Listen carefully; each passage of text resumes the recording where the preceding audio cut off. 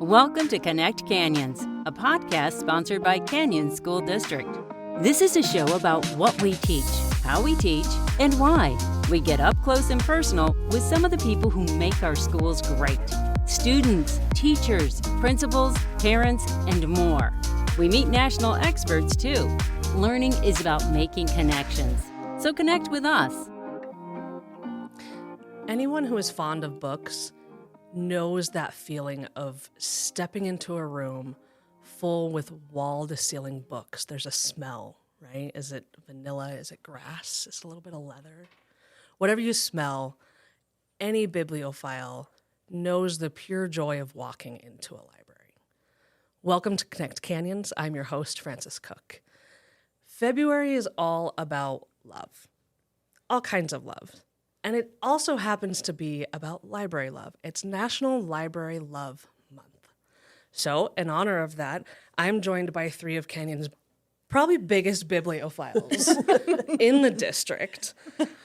First, Gretchen Zaitsev, our library media specialist for the district. We're also joined by Rachel Diazevedo, Canyon's parent and Book Blitz coach at Willow Canyon Elementary. Yes. Wonderful. Yeah. And we have Kylie Arbin, teacher librarian at Draper Park Middle. Yes. Thank you all so much for being here. Talking about books is one of my favorite things, so I have a feeling we're all going to get through this pretty quickly. We'll get along. Yeah, we'll get along just fine. So since it is National Library Love Week, let's start with that very question. Why do we love libraries so much? Gretchen, start us off. I can't think of a place that is more a microcosm of like everything people love and like than a library. I mean, a good library collection has something for everybody, and it has books from like Ninja Turtles to My Little Pony, and from, cars to cats and dogs. I mean, if you love it, you can find something about it in a library. Rachel, how about you? I just love that libraries are a collection of thoughts of all of the humans that are on this earth and the things that they like and dislike and how they see the world. And you walk into a library and you can just access any of that, and it's calming and you feel smarter when you walk into a library. And they're just peaceful places to be. I love that, a collection of thoughts. Yeah. That goes deep. Can you follow that up? Oh, geez. Can I compete? I think I just like the potential for things you can learn. I'm always excited when I walk into a library. Like, what am I going to run into? What stories? Am I going to find like my new favorite book? Am I going to find my new favorite genre?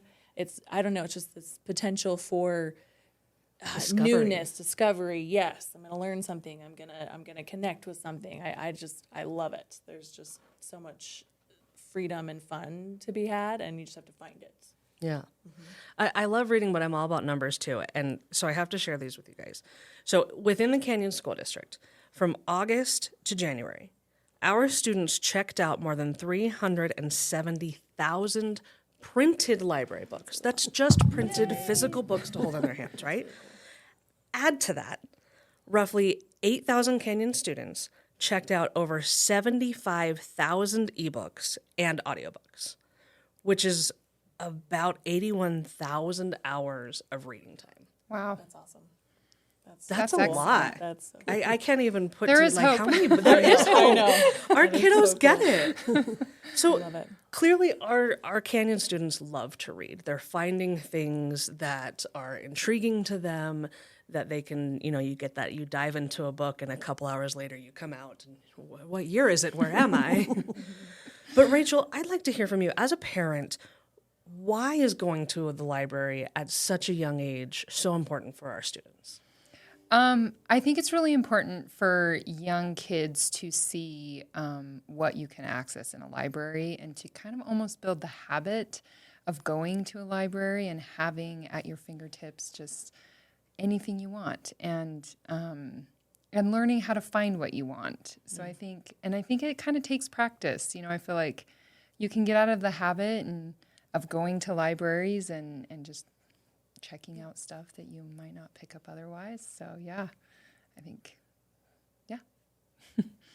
Kelly, how about you? What have you seen that students are really taking away from libraries? I feel like students are finding themselves in libraries, and kind of figuring out what they connect with, what they respond to, making connections with other people, different kinds of people. I think when you're a child, you are really locked into, your location, your home, you're kind of around the same people all the time. Yeah.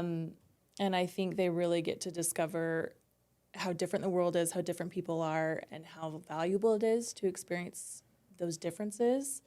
And they can do that through books. At this age, I think that's, one of the best options for them to explore that. They just don't have a lot of traveling options at this point. Sure, So a little limited. Yes, they just get to explore a lot, I think, with books and libraries. You can also travel a little farther than you probably can with a train, right? A little bit. You know, you can. Yes. You're visiting Different Narnia. dimensions. Right, right. Yes, absolutely. So I don't know. I think they get to meet new people and learn new things that way a lot easier. So clearly our kiddos are going to our libraries. Kylie, Gretchen, for both of you, what is it that's making our libraries so appealing to our young people? Well, in my opinion, it's Kylie. Yes.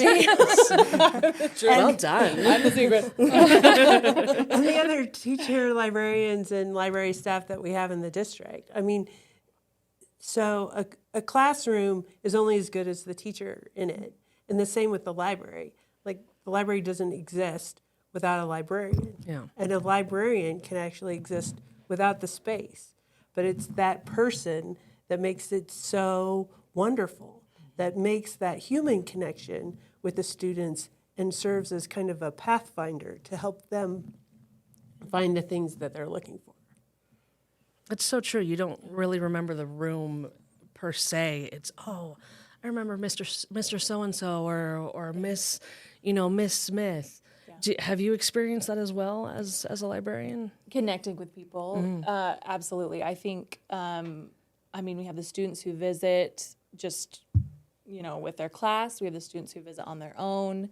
We have our student aides. I feel like we connect with kids that maybe, I was always kind of the one that blended in a classroom, which was what I wanted. I didn't necessarily want to be like the show, but I think we kind of can connect with some of those kids maybe that blend a little bit. We get a chance to talk to those that maybe are the more quiet ones, or, they're not as loud, whatever that means, Sure. And so I think a library is an awesome place for us to make connection like that and build relationships with those kids and just talk to them. I think humans just want to be talked to. They want to be seen, like anybody else. So, yeah, I think libraries bring us together that way a lot in the middle schools. And like we've mentioned, it's more than just books now, right? I mean, back in my day when I was going to my school library, that was it. It was books, maybe a few magazines. Mm-hmm. But now we have so many other resources in our libraries. Can you speak to what's in your library that's really drawing your students in? I don't know what happened or when it happened exactly. I think it was last year. We have had kind of a real trend toward audiobooks, but specifically playaways. These they look like little MP3, like old iPod kind of sized devices, and they just have the audiobook on it. That's it. And I've got groups of kids that come in and they go through them so fast that we can't keep up. They just go through the whole, shelf of them. So I feel like that's really picked up in our library, or the audiobooks. And maybe it's just the novelty of it. I don't know exactly what it is, but they're really digging those audiobooks specifically, the physical ones they can hold. Nice. Mm-hmm. Very nice. Yeah. And I think that's really great because most of the adults I know right now are consuming content because they're listening to it. Yeah. Either while they're, on their Peloton or, Totally. out Driving to work. Driving to work. And so just that idea that, this is accessible for our students and this is the next step, and they don't have to stop. Like in some future day, they may not be able to like walk down the hall and go to the library, but they can access an audiobook online that brings the same joy, the same learning, same experience. And some of the audiobooks right now have just amazing production value. They do, yeah. You get you have full cast plays or authors reading their own audiobooks. That's always kind of a draw for me. I love having the author or the multiple voices in there. Gretchen, what are some of the other ways that our Canyons libraries are sticking out and kind of leading the charge when it comes to finding new ways to get kids reading? Well, I think part of it is just making them feel comfortable in the space. So not only, do we have this large collection of resources, but it's a space where kids feel really safe. So a lot of our middle schools have just started maker spaces. So they have these so many different types of things that students can do.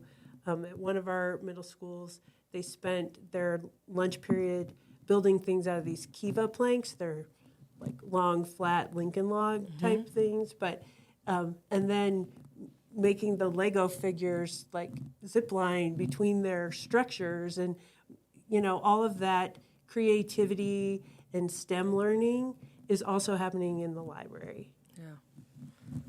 Rachel, have you seen any of your kiddos, kind of going beyond that, just cracking a book from their libraries? Are they bringing home extra goodies or extra knowledge? I know that my kids have all really enjoyed it at our school at Eastmont. They can go to the library at lunch. And all of my kids, I think, have just loved going and being in that space. I don't know that they bring them home, but I know they bring in the experiences home and the connections that they've kind of made, and just the relief in knowing that they have a safe space at the school, that that they belong always, is kind of huge. So yeah, it's so important. Yeah. So one of the things I know about Eastmont is that during lunch they have chess sets out. Oh, wow. And so kids who might not be in the same classes with each other or the same social groups spend time playing chess with each other. So it's very equalizing in that way, is that, if you need somebody to play chess, you're willing to play chess with, people that you might not ride the bus with or would have eaten lunch with, but you have this connection through this game. It's great to have those memories, too, as they're coming home, they're sharing that with you. I remember as I was a kid, I'm probably dating myself, the Pizza Hut booklet where you had to read a certain number of pages or hours, and then you could get your own personal pan pizza. I clearly remember doing that. Right? Clearly. I probably lived off of personal pan pizzas. Oh, for sure. Months. I kind of wish end. I still did. Right? But we've changed that up now, and it's now Book Blitz. Mm-hmm. Can you tell us, what is Book Blitz? What are you hearing from parents and students as a coach of Book Blitz? Book Blitz is a reading, competition where you come out with, there's a list of books, that we receive, and the kids get on teams with each other, and they kind of divvy up the books and they read the books. And the parents at the school, I run it at Willow Canyon, the parents just love it.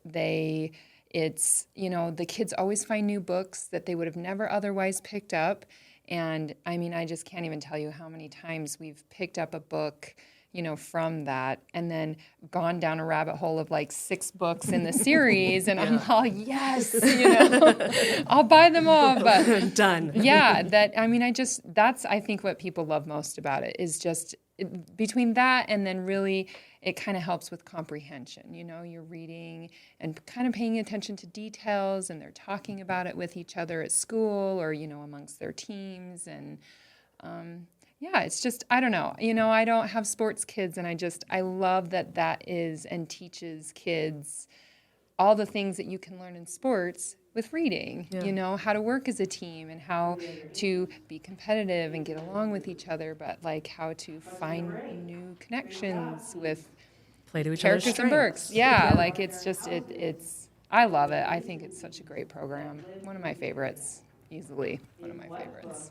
And it's teams within the schools, but then the schools compete at the district level, right? Yeah.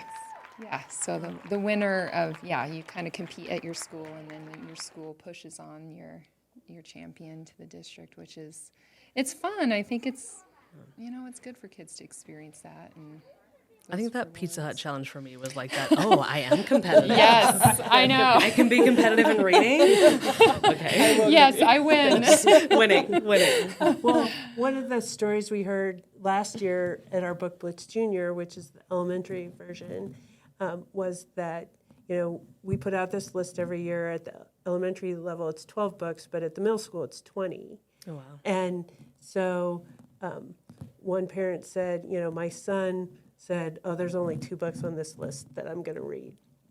And then he ended up reading all 12. Oh, wow. Because once he got started, he's like, this is not so bad. But again, like, it was books he might not have picked up because he was, safely in one genre. And Book Blitz allows students to safely move between genres and try books out that they might not have otherwise chosen. And we take a lot of time and effort to make sure that we have really high quality books so that they are engaging for the students and that they help engage in that, because nobody wants to spend time reading something that's not that It's great. not enjoyable. Yes, totally. But Kylie works really hard on the middle school side, and they have a longstanding individual competition. Yeah, we do. It's a competition where we invite the students that have read all the books to compete against each other to see who can score Best of the highest, best. of the best. The really competitive kids. Yes. Oh, definitely, which I think is really cool because we always have kids that are like, I read them all. Like, I read them all. I read them all twice, So we love giving them that opportunity as well with their team and on their own. So we have that portion as well. And I think that's awesome.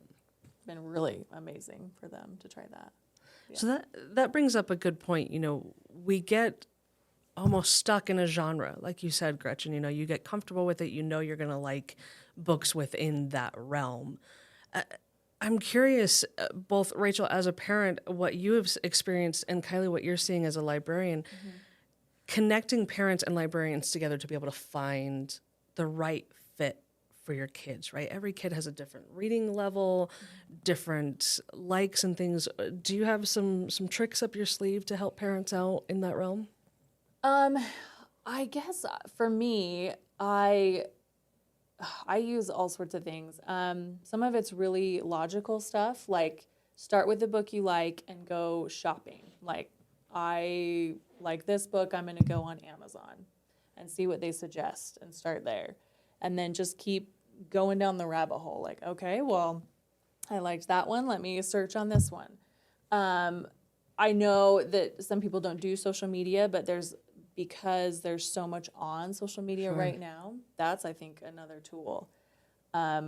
Just quick little videos that you can watch on your phone and just get some ideas. There's people that specifically look at middle school books, readers, librarians, teachers. You can follow blogs. There's so much out there. You just don't be intimidated. Don't be afraid. Just little baby steps. Start, following a couple people. You'll be recommended more, and keep shopping. Just don't be afraid to go to the store, Barnes & Noble, whatever, and just grab something that maybe the cover interests you. Try that. Start there. You never know. Yeah. Judging a book by its cover, number do one it rule. all day long. I know. I tell my kid, I'm like, judge it. Judge it. It's okay. That's all I do. Pick it. Right. If it's completely on the cover alone. Yeah. They say never do it, but everybody Everybody always does it. Everyone does it. 100% every time. I would imagine you have a bit more experience with the books that your children are seeing in our school libraries. Any advice for parents who may not have had an opportunity to set foot in their kids' libraries? Oh, absolutely. Go do it. I think you can step into any library, any librarian. I've emailed librarians at the high school, middle school, and elementary school. They always get back to me. They're always so welcoming.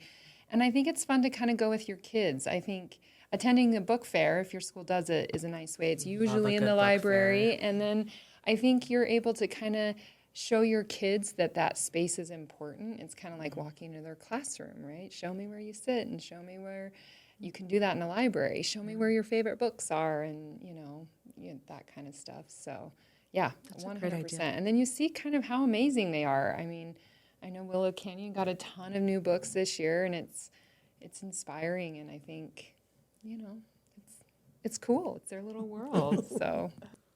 I would like to know what you all want people to know about reading, about loving a library, about libraries here at Canyons. What if you could sum up one final thought on the importance of reading, what would it be? Well, if a child can read, they can learn anything.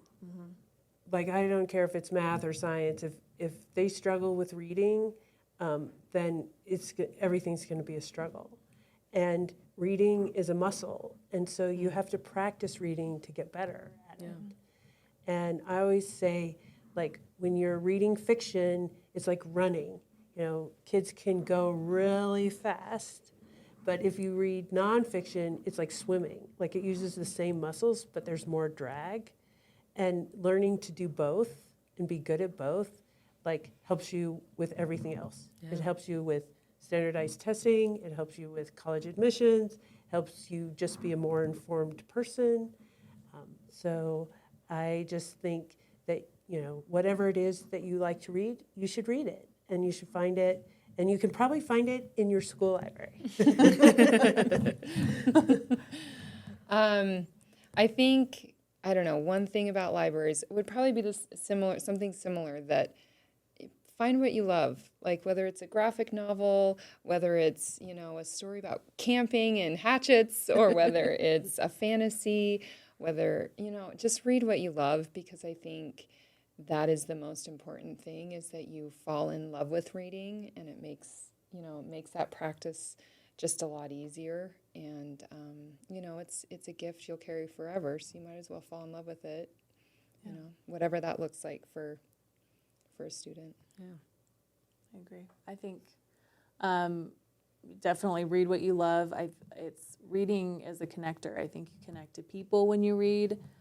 They're reading the same book, or, oh my gosh, you have to read what I just read. This is crazy. We need to talk about it. It also connects you to characters and stories that you would not hear about any other way. I think there were a lot of times where the thing I was most excited about every day was getting into my book, whatever I was reading, and just figuring out what the next thing was. And it just, I think, brought a lot of color to my life.